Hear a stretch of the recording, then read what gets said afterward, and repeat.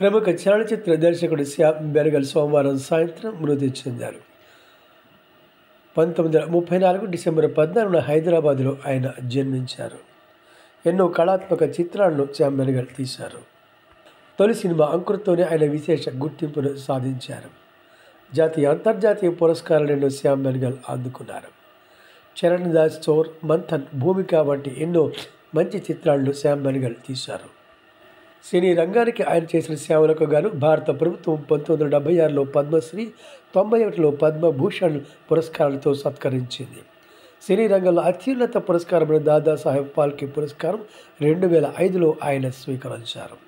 2013లో ఏఎన్ఆర్ జాతీయ పురస్కారంతో ఆయన గౌరవాన్ని పొందారు.